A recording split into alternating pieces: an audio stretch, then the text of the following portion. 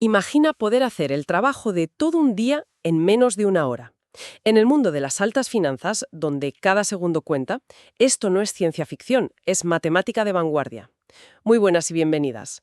Hoy tenemos sobre la mesa un documento que aborda un problema, un problema multimillonario para la banca.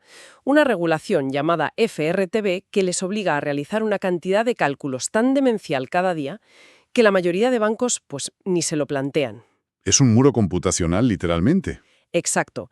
Pero este artículo de Mariano Ceron, Meng Wu e Ignacio Ruiz propone una especie de atajo, una técnica matemática que promete derribar ese muro reduciendo el trabajo en un 95%. Nuestra misión hoy: entender cómo funciona, por qué es tan revolucionario y si es oro todo lo que reluce. Y es que la idea de un ahorro del 95% no es una simple mejora, no. Suena a cambiar las reglas del juego por completo. Totalmente. Es pasar de la fuerza bruta a la astucia matemática. Parece casi una solución mágica. Es una cifra que te obliga a leer el documento, desde luego, capta la atención de inmediato. Pero en finanzas la magia no existe. Siempre hay una letra pequeña. Siempre. Habrá que analizar la precisión, los límites de esta técnica y sobre todo si esta prueba de concepto tan espectacular se puede llevar a la práctica en la complejísima maquinaria de un banco real. De acuerdo, pues vamos a ello. Empecemos por el problema de fondo. El artículo habla constantemente de la regulación FRTB-IM. Suena un poco a sopa de letras. ¿Qué es exactamente? Pues, a ver, para entenderlo hay que saber que los bancos están obligados a guardar una cantidad de capital, de dinero inmovilizado, para cubrir posibles pérdidas. Vale. La regulación FRTB es básicamente una revisión a fondo de cómo se calcula esa cantidad. Y les da dos caminos. El enfoque estándar, el SA, que por lo que entiendo es más simple, pero te obliga a guardar muchísimo capital. O sea, es muy caro para el banco. Eso es. Y luego está el otro, el enfoque de modelos internos o IMA, que es el que nos interesa. Efectivamente. El IMA permite a los bancos usar sus propios modelos matemáticos. Es mucho más preciso y, por tanto, más eficiente en capital. Les permite liberar miles de millones. ¿Cuál es el problema entonces? El problema es que el regulador te dice, muy bien, puedes usar tus modelos, pero tienes que demostrarme cada día que son correctos. Y esa demostración es un monstruo computacional. Ahí es donde entra la famosa prueba PLA. Justo ahí. La prueba PLA, o atribución de pérdidas y ganancias, es una prueba de realidad. El regulador exige que los modelos de riesgo que usan los bancos para calcular su capital, Que son modelos simplificados para poder ir más rápido, ¿no? exacto, los rápidos, pues exige que esos modelos den resultados casi idénticos a los de sus sistemas de front office. Un momento. Si los modelos de riesgo, los rápidos, son tan distintos de los que usan para operar de verdad los lentos, ¿no es eso un problema en sí mismo? Suena a que el banco se está contando una historia para gestionar el riesgo y otra distinta para operar. Has puesto el dedo en la llaga. Ese es el núcleo de la cuestión. Los modelos de front office son de una precisión exquisita, pero son lentísimos. Los de riesgo tienen que ser rápidos. Claro. La prueba PLA busca precisamente cerrar esa brecha, obliga a que ambas historias sean la misma. Y para demostrarlo, exige a los bancos hacer miles de cálculos diarios con sus modelos más lentos. Uf. El documento lo llama, y creo que con razón, una pesadilla computacional. Es el motivo por el que casi nadie usa el IMA. Entendido. Es un peaje computacional tan caro que la mayoría prefiere pagar el otro, el financiero, el de inmovilizar más capital. Y para aprobar su solución, los autores eligen uno de los productos más complejos que existen, los Equity Autocallables. ¿Por qué irse a lo más difícil? Pues porque es una demostración de fuerza. Si tu técnica puede domar a la bestia más salvaje, podrá con cualquier otra. Un autocallable no es como una acción, ¿sabes? Cuyo valor depende de una cosa, su precio. Claro, el valor de un autocallable es una red de dependencias increíblemente enrevesada. El artículo dice que son productos exóticos muy comunes y sobre todo carísimos de calcular. Carísimo se queda corto, vamos. La complejidad es de una escala difícil de imaginar. Piénsalo así.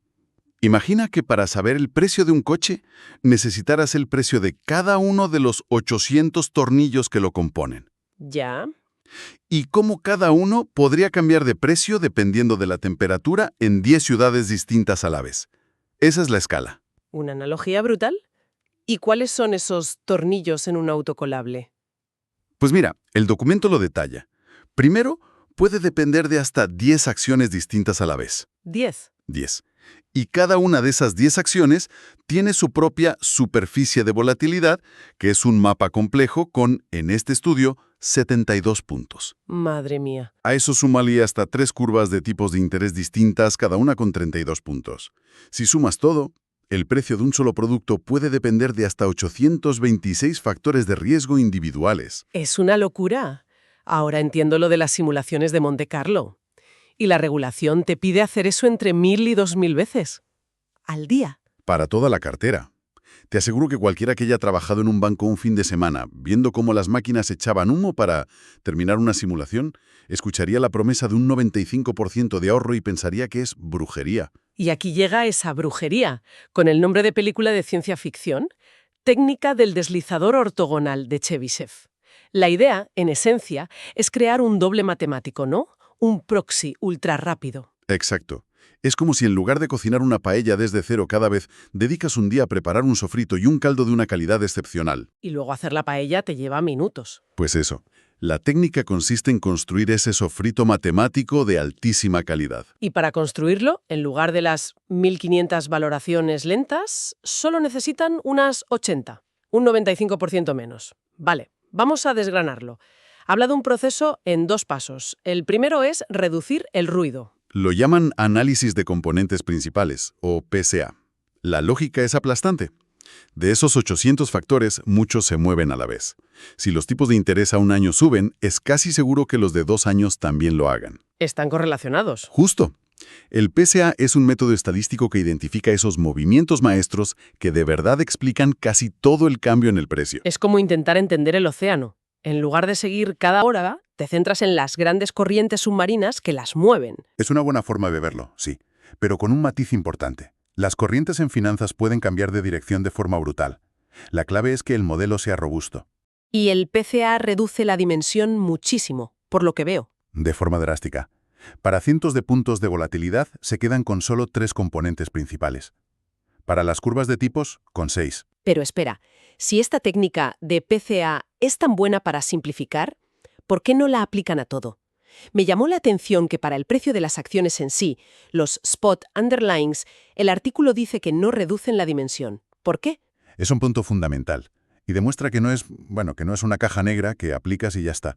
Lo hacen porque los precios de distintas acciones, por ejemplo Telefónica y Apple, no están tan correlacionados como 2 puntos seguidos en una curva de interés. Claro. Gente que reconoce los límites de la propia herramienta. Entendido. Hemos filtrado el ruido. Nos hemos quedado con las autopistas del mercado.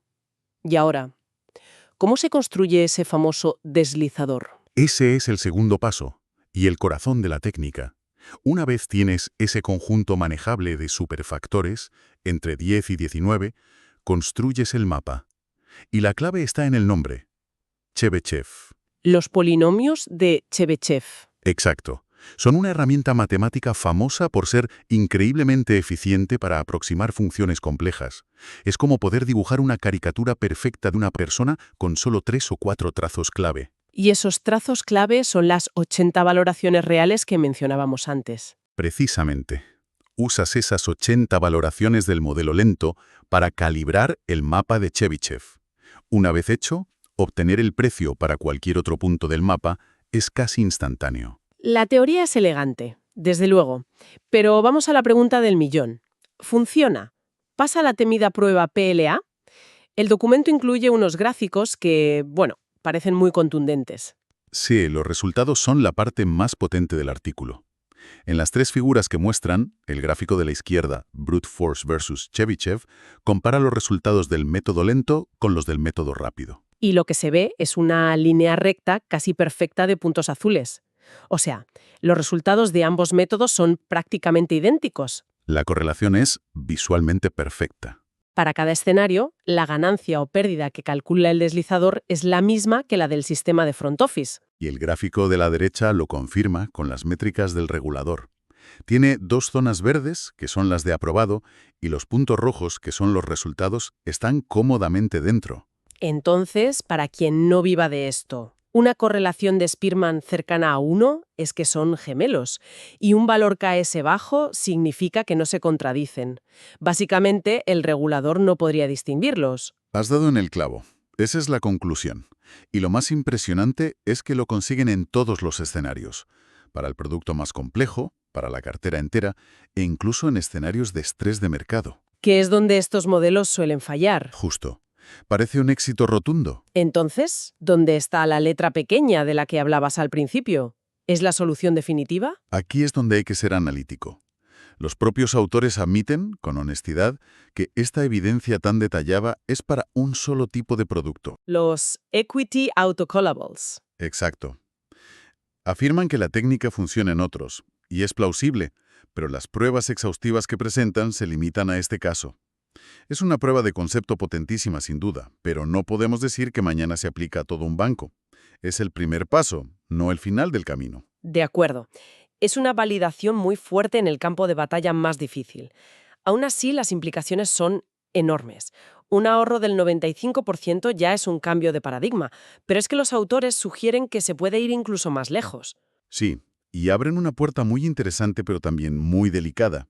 El cálculo del 95% asume que este mapa se calibra cada día. Con datos frescos. Eso es.